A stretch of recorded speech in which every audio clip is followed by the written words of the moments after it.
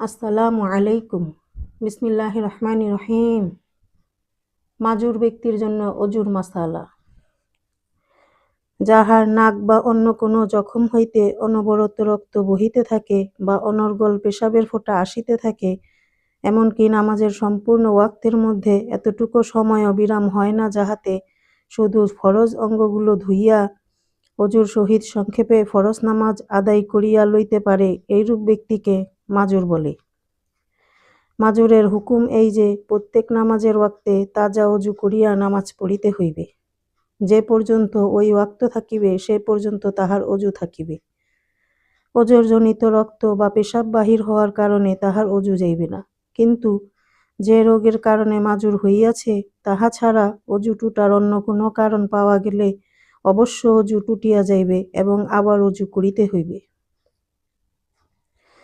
যেমন কাহারও নাক দিয়া অনবরত রক্ত বাহির হইতে থাকে, একেবারেই বন্ধ হয় না, সে জহুরের সময় অজু করিল, তবে যে পর্যন্ত জহুরের রক্ত থাকিবে সে পর্যন্ত ওই নাকের রক্তের কারণে তাহার অজু টুটিবে না।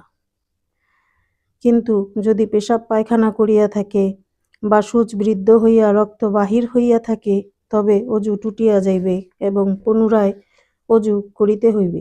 যখন জহুরের ওয়াক্ত অতীত হইয়া আসরের ওয়াক্ত আসিবে তখন আবার অজু করিতে হইবে। এইরূপে প্রত্যেক নামাজের ওয়াক্তে তাজা অজু করিতে হইবে এবং এই অজুর দ্বারা ফরজ নফল সব নামাজ পড়িতে পারিবে। মাজুর ব্যক্তি ফজরের সময় অজু করিয়াছে, সূর্যোদয় হইলে সেই অজু দিয়া আর নামাজ পড়িতে পারিবে না, আবার অজু করিতে হইবে। যদি সূর্যোদয়ের পর অজু করিয়া থাকে তবে সে অজু দিয়া জহুরের নামাজ পড়িতে পারে, নতুন অজু করিতে হইবে না। কিন্তু আসরের ওয়াক্ত আসিলে নতুন অজু করিতে হইবে। যদি অন্য কোনো কারণে অজু টুটিয়া থাকে তবে পৃথক কথা। প্রিয় মা ও বোনেরা, মাজুর ব্যক্তির জন্য অজুর কিছু মাসালা আজকে আমরা জানলাম। ইনশাআল্লাহ আগামী পর্বে পরের মাসালাগুলো আমরা জানব। আমাদের সাথে যুক্ত থাকুন। আল্লাহ পাক আমাদের সবাইকে আল্লাহর হুকুম নবীর তরিকায় চলার তৌফিক দান করুক। আমিন। আসসালামু আলাইকুম।